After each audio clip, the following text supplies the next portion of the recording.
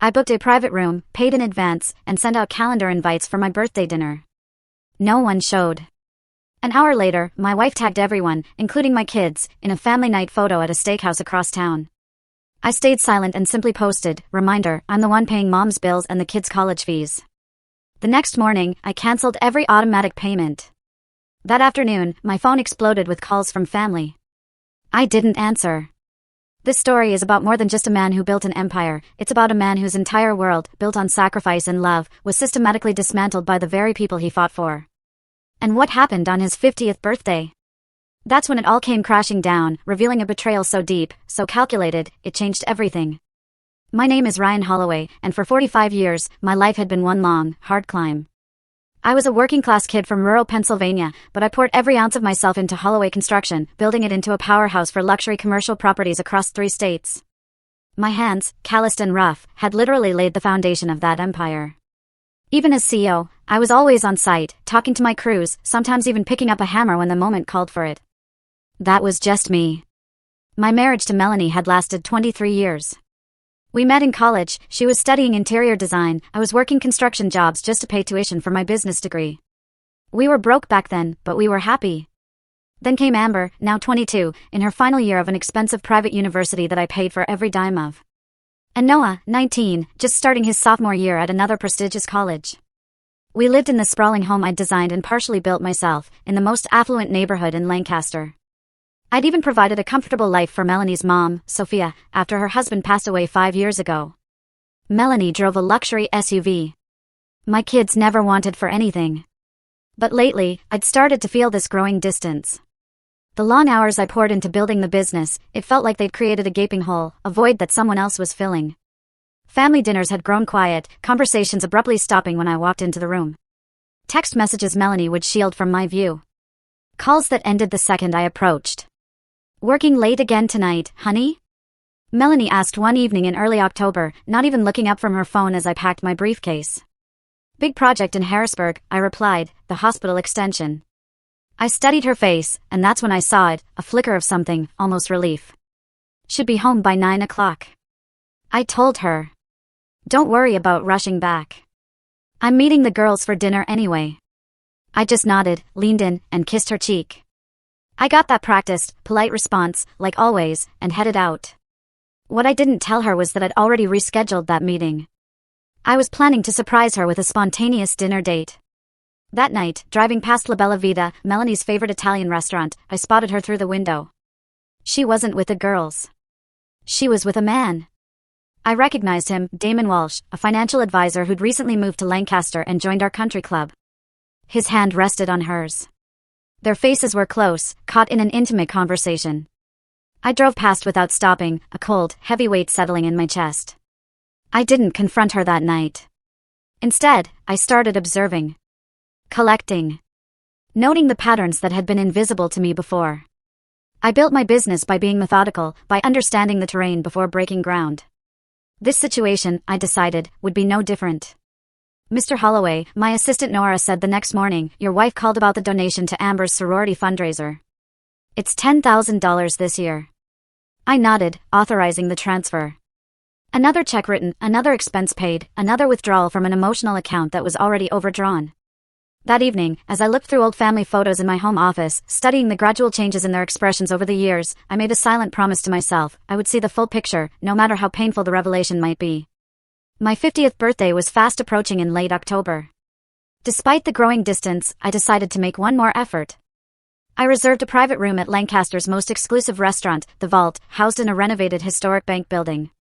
The symbolism wasn't lost on me. A place that once secured other people's valuables would now host what remained of my most valuable possession, my family.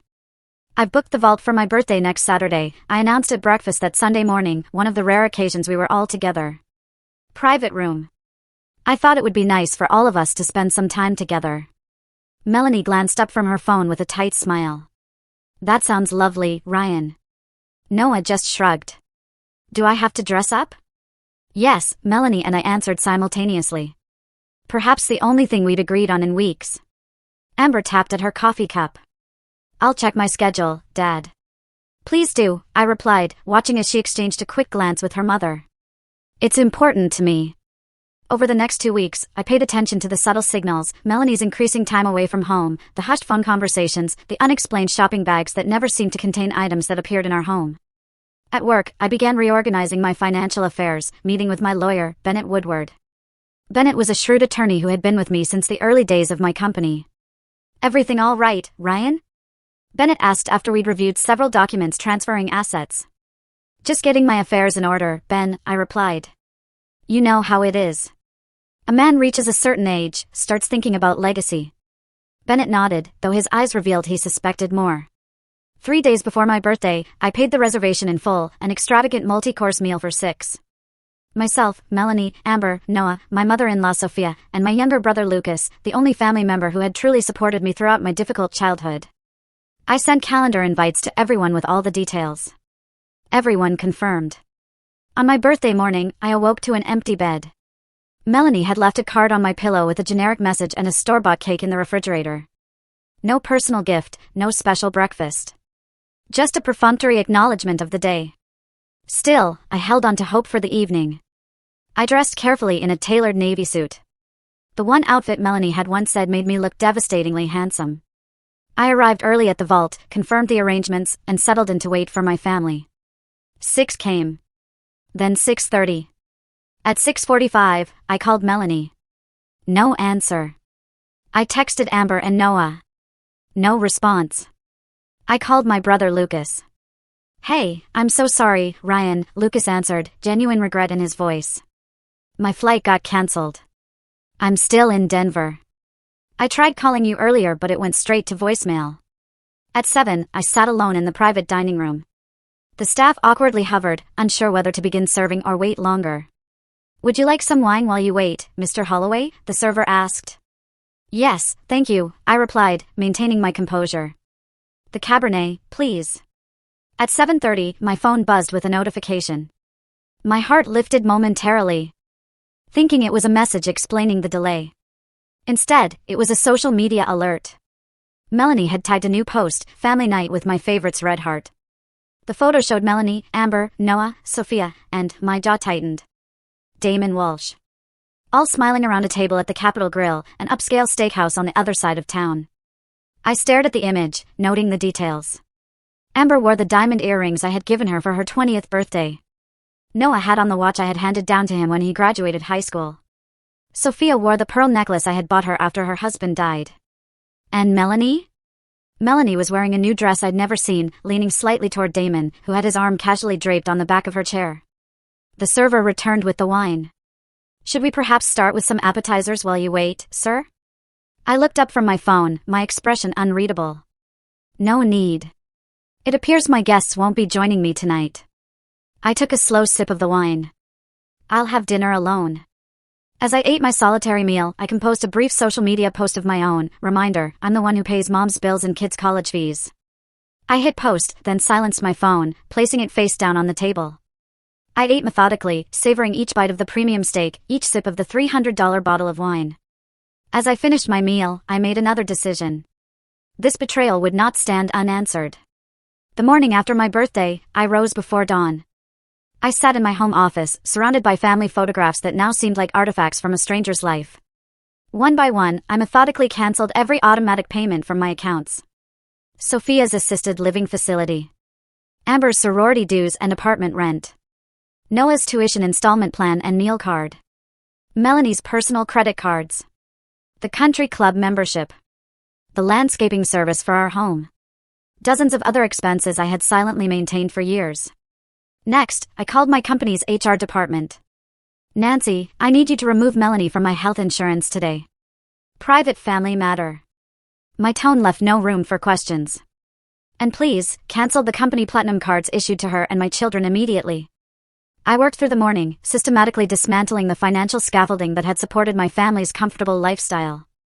By noon, I had transferred significant sums to new accounts accessible only to me and applied a temporary freeze on several family investment accounts pending resolution of discrepancies. When I finished, I drove to my brother Lucas's house, which stood empty while Lucas was still stranded in Denver. I packed a bag with essentials, left my family vehicle in the garage, and took Lucas's spare truck back to my office. At 3 p.m., precisely when the banks closed for the day, my phone began to ring. First Melanie, then Sophia, then Amber, then Noah. Text messages flooded in, ranging from confused to demanding to panicked. Asterisk Melanie asterisk Ryan, what's going on with the accounts? Call me ASAP. Asterisk Sophia asterisk Ryan, dear, the facility manager says my payment was declined. There must be some mistake. Asterisk Amber asterisk Dad, my rent payment bounced. My landlord is freaking out. Asterisk Noah asterisk WTF Dad? The bursar's office just called me. They're threatening to drop my classes. I read each message without responding. At 5 p.m., I received a call from an unknown number. I answered. Ryan, it's Damon Walsh. Look, I think we need to talk man-to-man about what's happening. My voice was perfectly controlled. I believe you forfeited the right to man-to-man conversations when you chose to spend my birthday with my wife and children. That was an unfortunate coincidence. No, I interrupted. A coincidence is running into someone unexpectedly. What happened yesterday was a deliberate choice by all involved. Goodbye, Damon. I ended the call and turned off my phone. I had built my empire by understanding timing and leverage. Now, I would use both to dismantle the illusions my family had constructed. That evening, sitting in Lucas's living room, I penned 3 letters by hand. One to Amber, one to Noah, and one to Melanie. I would not write to Sophia. She had raised a daughter who thought betrayal was acceptable, and I had nothing more to say to her. In each letter, I outlined exactly what I knew, when I had discovered it, and what would happen next. The letters were not angry or vindictive. They were precise, detailed, and final. I sealed each in an envelope and placed them in my briefcase. As night fell, I opened my laptop and began the next phase of my plan. By morning, my family would understand the consequences of taking for granted the man who had built everything they enjoyed. At precisely 9 o'clock the morning after cutting off financial support, I walked into Bennett Woodward's law office. The 3 sealed letters in my briefcase. The receptionist, recognizing one of the firm's most valuable clients, immediately ushered me into Bennett's private office. You look like hell, Bennett observed, gesturing for me to sit. I've had better weeks, I agreed, my voice steady despite the dark circles under my eyes. I need your help with some urgent matters. Over the next hour, I laid out the situation, Melanie's affair with Damon Walsh, my family's absence at my birthday dinner, and the financial steps I had already taken. Bennett took careful notes, occasionally asking clarifying questions, but offering no judgment. What exactly do you want to do here, Ryan? Bennett finally asked. I want what's fair, I replied. I built my company from nothing. I've provided an exceptional lifestyle for my family. I want to ensure that whatever happens next, my legacy remains intact and in the hands of those who actually value it. Bennett nodded. Let me be direct. Are you looking for reconciliation or separation? My expression hardened. There's nothing to reconcile. I'm not interested in saving a marriage where I'm clearly unwanted. What I want is to establish clear boundaries, financial, legal, and personal. As we discussed strategy, my phone continued to vibrate with incoming calls and messages. I checked it once to confirm none were from my brother Lucas, then returned it to my pocket, unanswered. They'll try to contact you next, I told Bennett. When they do, give them this information. I passed Bennett a folder containing terms for what would essentially be a controlled demolition of my marriage. Meanwhile, across town, chaos had erupted at the Holloway residence. Melanie paced the kitchen, her phone pressed to her ear as she made her 15th attempt to reach me. Still nothing, she told Damon, who sat uncomfortably at the kitchen island. This is ridiculous.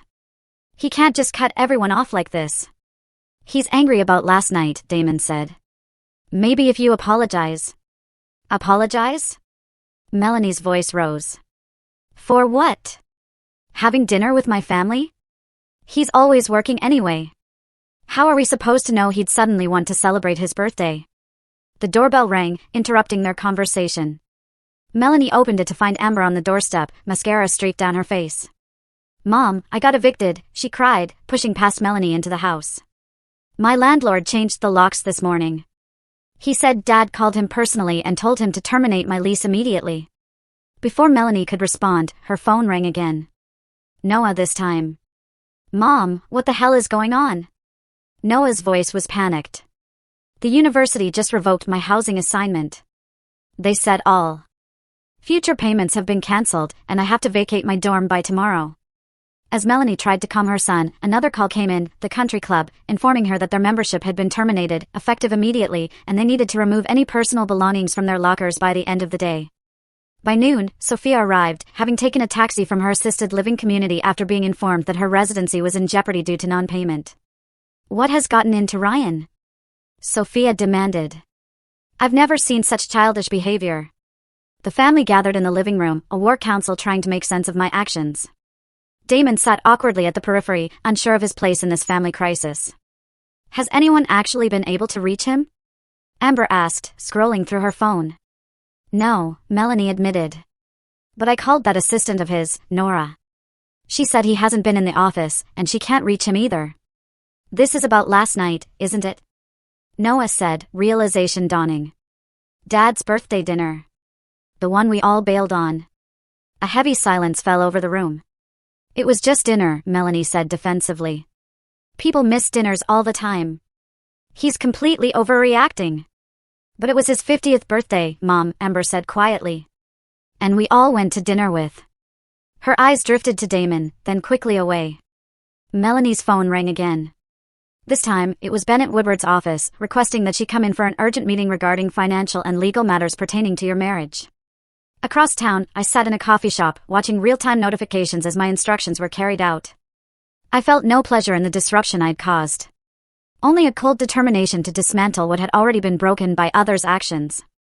My phone buzzed with a text from Lucas, just landed. "What's this cryptic message about staying at my place? Everything okay?" I typed back, "I'll explain everything tonight. Thank you for being the one person in my life I can count on." As I put down my phone, I noticed a woman watching me from a nearby table. It took me a moment to recognize Lynn Mercer, a project manager from one of my biggest commercial clients. "Ryan," she approached cautiously. "I don't mean to intrude, but are you all right? You look troubled." For the first time in days, I felt seen, not as a provider or a bank account, but as a human being. "Actually, no," I admitted. "I'm not all right at all." "Would you like some company?" she offered. "Sometimes it helps to talk to someone completely uninvolved." I hesitated, then gestured to the chair across from me. "I'd appreciate that, Lynn." As I gave her the abbreviated version of recent events, I realized I was speaking to someone who understood ambition and sacrifice. Unlike my family, Lynn asked questions about how I felt, rather than what I would do next. "What happens now?" she asked when I finished. My phone buzzed with a message from Bennett. "Melanie just left. Letters delivered as instructed. All parties notified of terms." "Now," I said, looking at Lynn, "we see who values the relationship, and who only valued the resources."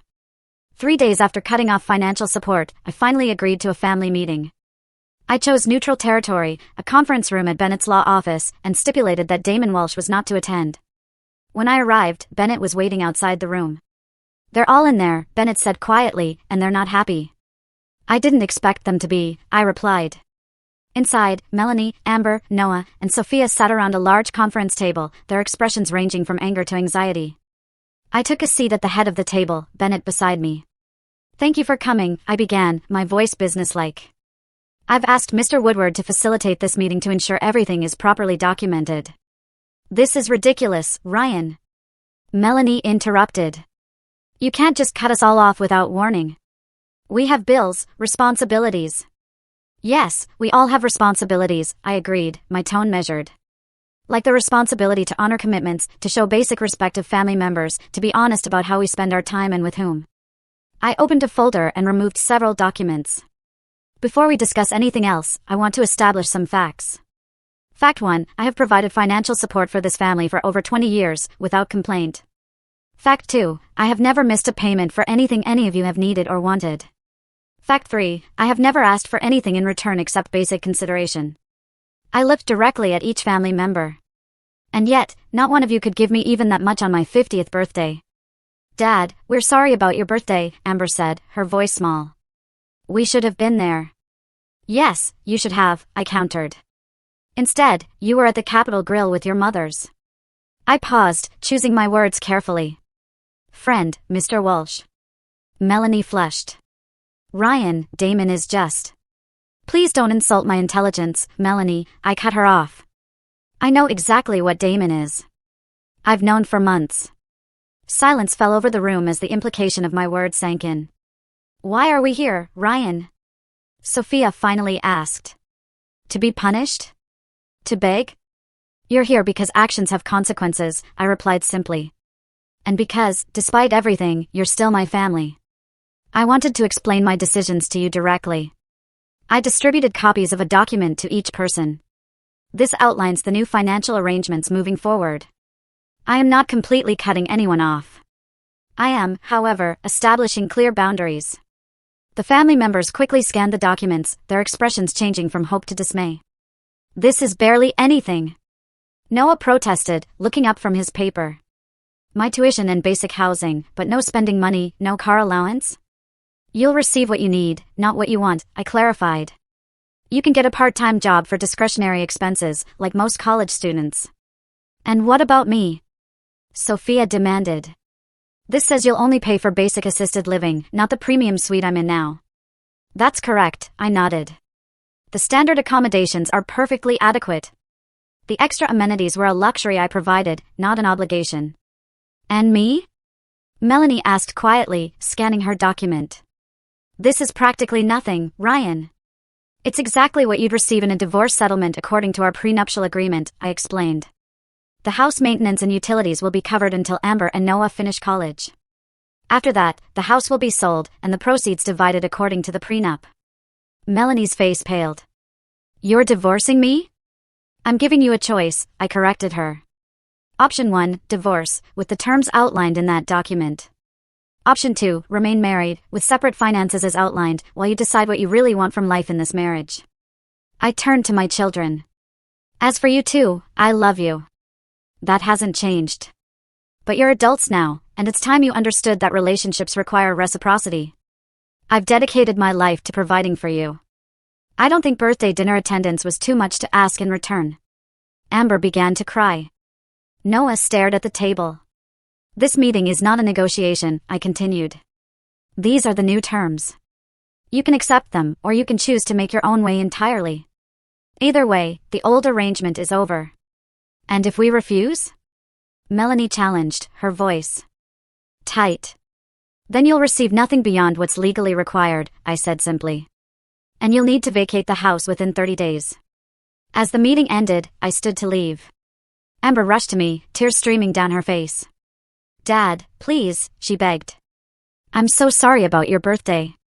We all are. Can't we fix this? I looked at my daughter, really looked at her, and saw genuine remorse in her eyes. I hope so, Amber, I said softly. But fixing takes more than words. It takes actions that demonstrate true change. As I walked out, Melanie called after me, This isn't over, Ryan. I turned back briefly. You're right about that, Melanie. It's just beginning. Outside, I found Lucas waiting by my car. How'd it go in there? Lucas asked. About as expected, I replied. They're angry, confused, entitled. They still don't really understand what they've done. Lucas nodded thoughtfully. And what about you? Are you okay? For the first time since my birthday, I felt something other than cold determination, a flicker of genuine emotion. No, I admitted. But I will be. As we drove away, my phone buzzed with a message from Lynn, thinking of you today. Hope the meeting went as well as it could. A small smile touched my lips as I typed back, It did. Thank you for caring enough to check. 2 weeks after the family meeting, the situation had evolved in unexpected ways. Melanie had moved into the guest room and was barely speaking to me. I had returned to the house but spent minimal time there. Noah had gotten a job at the university library and was calling home less frequently. Sophia had grudgingly adjusted to her new living arrangement. And Amber had surprised everyone. The morning after the meeting, Amber had appeared at my office without an appointment. Dad, can we talk? She'd asked hesitantly. Just us. Over lunch, Amber had been brutally honest. Mom's been seeing Damon for over a year, she confessed. She told me and Noah it was nothing serious at first, just a friendship. Then she started including him in family things when you weren't around. I had listened silently as Amber explained how Melanie had gradually normalized Damon's presence, making him seem like part of our extended family circle. The birthday dinner, that was Mom's idea, Amber continued. She said, he probably wouldn't notice anyway since you're always working. I knew it was wrong, Dad. I did, but I went along with it. Why are you telling me this now? I'd asked. Amber's eyes had welled with tears. Because I don't like who I'm becoming, and because... She hesitated. I found something you should see. She had pulled out her phone and shown me a series of text messages from Melanie to Damon, discussing how they would transition the family after I finally got the message that he wasn't wanted anymore. They've been planning to push you out, Amber explained. Mom said once you left, Damon would help manage all the financial stuff and everything would be better because he actually wants to be part of the family. That revelation had shifted something fundamental in me. The betrayal wasn't just emotional. It was strategic. Calculating. Now, 2 weeks later, I sat in my office reviewing documents with Bennett and a forensic accountant named Philip Harris. So, you see the pattern, Philip explained, pointing to highlighted transactions. Small amounts, regularly diverted from joint accounts to this numbered account, which we've confirmed belongs to Ms. Holloway. Over the past 18 months, she's accumulated nearly $300,000. I nodded, unsurprised after Amber's revelation. And we can prove this was done without my knowledge or consent? Absolutely, Philip confirmed. The transfers were always made when you were traveling for business, using a separate device that accessed your accounts through saved passwords. Bennett leaned forward. Ryan, this changes the divorce equation significantly. This is financial fraud, plain and simple. I don't want to press charges, I said firmly. But I do want leverage. What are you thinking? Bennett asked. I'm thinking it's time for the next phase, I replied. I've been reactive so far. Now I need to be proactive. That evening, I invited Lynn to dinner. Over the past 2 weeks, we had developed a friendship built on mutual respect and understanding. Lynn knew about my situation and had become a valuable sounding board. You seem different tonight, Lynn observed as we shared a bottle of wine. More resolved. I am, I admitted. I've been so focused on what I've lost that I haven't considered what I might gain from all this. Like what? Freedom. Clarity. The chance to rebuild with people who actually value me. Lynn smiled. That sounds healthy. So what's your next move? I took a sip of wine. I'm going to offer Melanie exactly what she wants, a clean break. But on my terms, not hers. Later that night, I returned home to find Melanie waiting in the living room. From her expression, I knew immediately that something had changed. We need to talk, she said, her tone conciliatory for the first time in weeks. I've been doing a lot of thinking, and I want to try to fix our marriage, Ryan. I studied her face, noting the calculation behind her newfound remorse. That's interesting timing, Melanie. May I ask what prompted this change of heart? Melanie shifted uncomfortably. I realized how much our family needs you. How much I need you. Interesting, I said calmly. Does your epiphany have anything to do with Damon Walsh's sudden financial problems? Melanie's eyes widened slightly. What are you talking about? Oh, you haven't heard? I asked, feigning surprise. Damon's investment firm is under investigation by the SEC. All his assets have been frozen. It was announced this afternoon. The color drained from Melanie's face. I didn't know. I'm sure you didn't, I agreed. Just like I'm sure your sudden interest in reconciliation has nothing to do with discovering your backup plan is no longer viable. Ryan, that's not fair. Let me tell you what's not fair, Melanie, I interrupted, my voice still remarkably calm. Planning to push your husband out of his own family so you can replace him with someone you find more exciting. Stealing hundreds of thousands of dollars from joint accounts. Using your children as pawns in your game. Melanie froze. What are you talking about? I never stole, please, I cut her off again. The forensic accountant has documented every transfer. Every single one, Melanie. For a long moment, we stared at each other across the living room. Then Melanie's expression hardened. What do you want, Ryan? I want what I've always wanted, honesty. So here's my offer, I won't press charges for the financial fraud if you agree to my divorce terms without contest. You'll get exactly what the prenup stipulates. No more, no less. And if I don't agree? Then I'll see you in court, where we can discuss those transfers in detail, I replied simply. Your choice. As Melanie stormed out of the room, my phone buzzed with a message from Amber, just checking in. You okay, Dad? I smiled slightly as I typed back, getting better every day. Thank you for telling me the truth. For the first time in months, I felt like I was building something new, rather than watching something old crumble away. 1 month after confronting Melanie about the financial fraud, my life had undergone a dramatic transformation. I had moved permanently into a penthouse apartment in the city, closer To my company headquarters. Melanie had reluctantly signed the divorce papers after her attorney confirmed that fighting my terms would likely result in worse outcomes for her. The divorce was now in process, proceeding exactly as I had planned. Noah had surprised everyone by transferring to a state school with a better program in his actual field of interest, engineering, rather than business, and had asked me to help him apply for scholarships rather than simply paying his way. "I want to earn it, Dad," he'd explained during one of our weekly dinners. "I don't want to be handed everything anymore." Sophia had adjusted to her new living arrangement and had grudgingly acknowledged that the standard accommodations were adequate, though she remained coolly distant toward me. Amber had perhaps changed the most. After revealing Melanie's schemes to me, she had moved out of her university apartment and into a modest studio that she paid for with her new part-time job at an interior design firm. She was finishing her degree while getting real-world experience, and her relationship with me had evolved into something more adult and equal. The only person not adapting well was Melanie. With the divorce proceeding and Damon Walsh now under investigation and unable to access his assets, she found herself increasingly isolated. Her social circle at the country club had quietly distanced themselves once the details of her behavior began to circulate. Her attempts to reconcile with me, clearly motivated by financial concerns rather than genuine remorse, had been firmly rebuffed.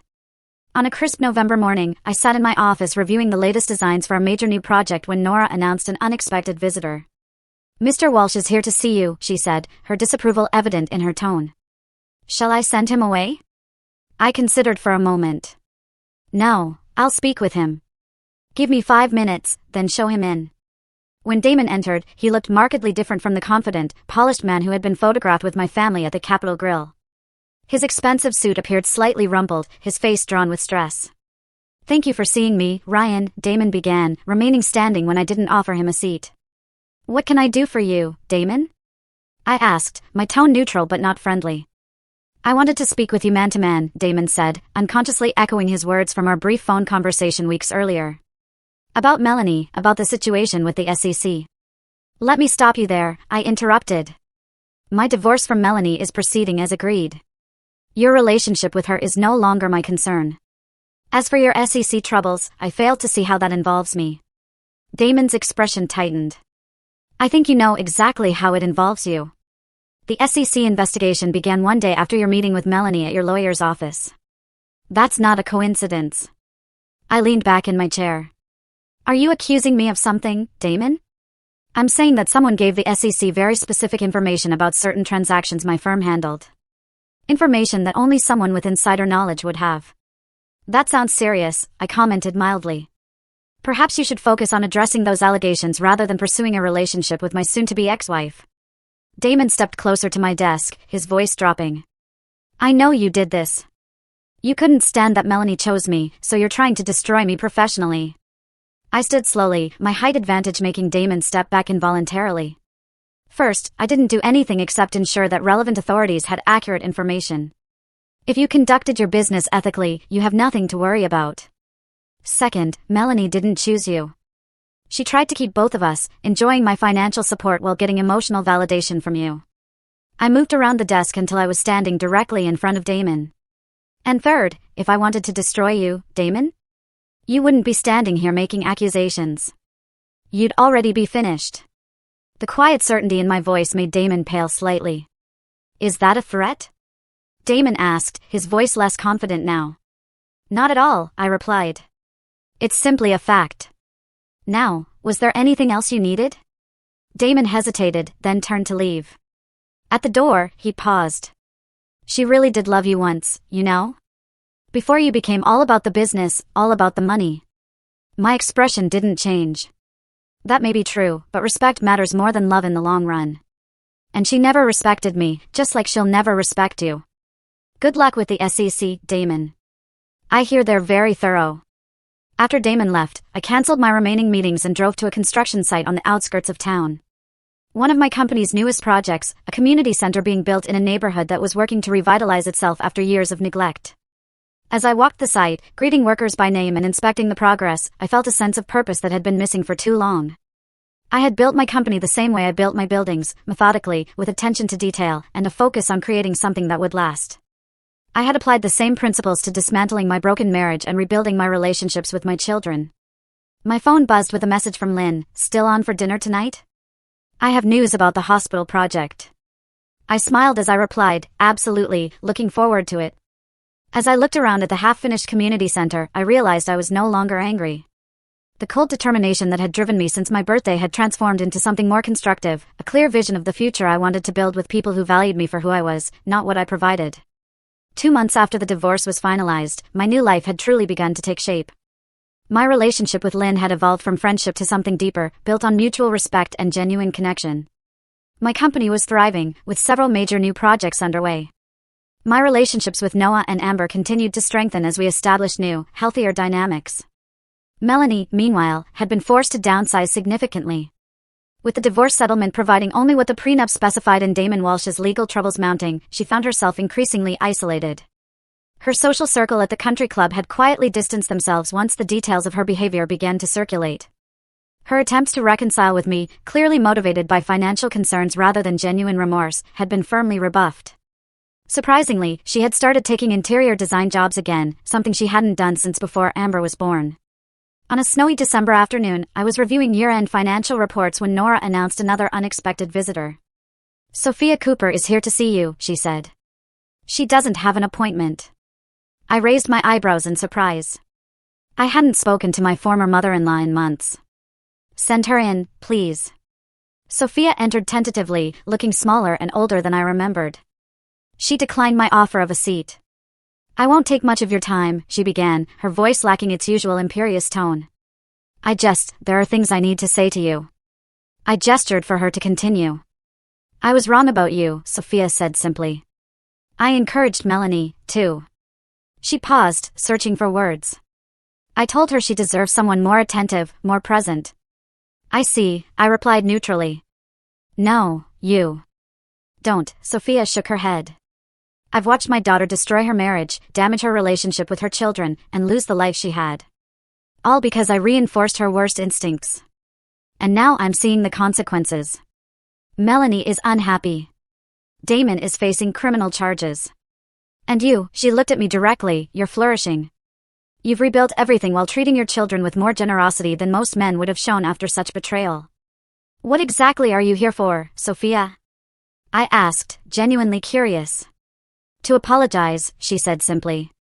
"And to ask if there's any way you might consider helping Melanie one more time." She added quickly, seeing my expression harden, "Not financially. She needs to stand on her own now, but she's struggling to get her design business re-established. A recommendation from you to some of your business contacts would mean a great deal." I studied the older woman's face, searching for manipulation but finding only genuine concern and regret. "I'll consider it," I finally said. "Not for Melanie's sake, but for Amber and Noah. They shouldn't have to worry about their mother's financial stability while they're building their own lives." Sophia nodded gratefully. "That's more than fair." She stood to leave, then hesitated. "There's one more thing you should know. Damon's legal troubles, they're worse than what's been reported. He used some of the money Melanie took from your accounts to make investments that are now under scrutiny." My expression didn't change. "I'm aware of that. My forensic accountant tracked every dollar." "Of course, he did," Sophia smiled faintly. "You always were thorough."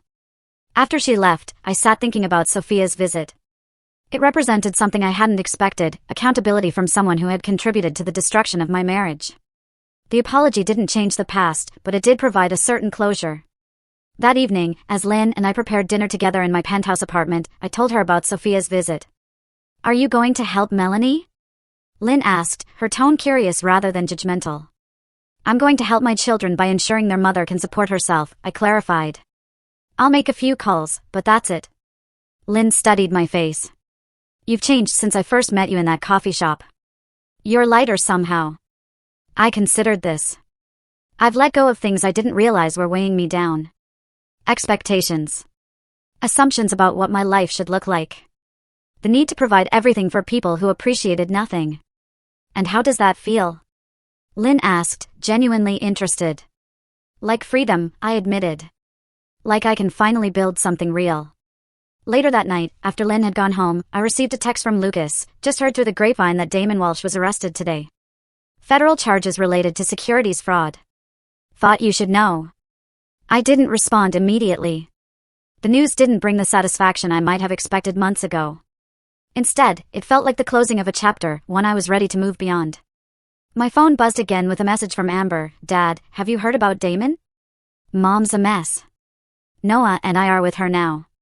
We're worried about her state of mind. This message did require a response. I've heard.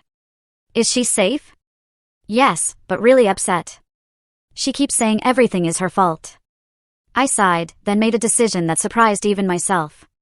Tell her I'll make those calls to help with her design business. But that's the extent of my involvement. You and Noah are doing the right thing, being there for her. Amber replied quickly, thanks, Dad. That means a lot. Love you. Love you too, I typed back, realizing with some surprise that it was true. Despite everything, I still loved my children. I wouldn't allow their mother's actions to destroy that connection, though I would never again allow it to be taken for granted. The next morning, I made 3 brief calls to business associates who might be able to use Melanie's interior design services. I was cordial but clear, this was a professional courtesy based on her qualifications, not a personal endorsement. As I finished the last call, I realized something important. My actions were no longer driven by anger or revenge. I was making choices based on what I wanted to build, not what I wanted to destroy. The distinction felt significant, a marker of how far I had come since that lonely birthday dinner. 6 months after the divorce, I stood in the backyard of my former home, watching as a real estate agent placed a sold sign next to the for sale one. The house had sold for well above asking price, a testament to both the strong market and the property's appeal. As stipulated in the divorce agreement, the proceeds would be divided according to the prenuptial agreement, with Melanie receiving enough to establish herself comfortably but not extravagantly. Dad! Amber called, emerging from the house with a box labeled family photos. I found these in the attic. I thought you might want them. I accepted the box, a small smile playing at my lips. Thanks, sweetheart. Anything worth keeping in here? I don't know, Amber admitted. I didn't look through them all, but I thought, well, not everything from before was bad, right? I nodded thoughtfully. No, not everything. Noah appeared next, carrying several framed certificates and awards. These are yours, Dad. From the community service projects and industry recognition. Mom said to make sure you got them. The mention of Melanie hung in the air for a moment. Though she wasn't present for the final walkthrough, having elected to have her lawyer handle her portion of the proceedings, her presence was still felt in the house they had shared for so many years. How is she doing? I asked, surprising both my children with the question. Amber and Noah exchanged glances. She's adjusting, Noah offered carefully. The design business is picking up. Those referrals you made really helped. She's seeing a therapist, Amber added. And she stopped blaming everyone else for what happened. That's progress, I guess, I nodded but didn't comment further. My children's relationship with their mother was their own to navigate.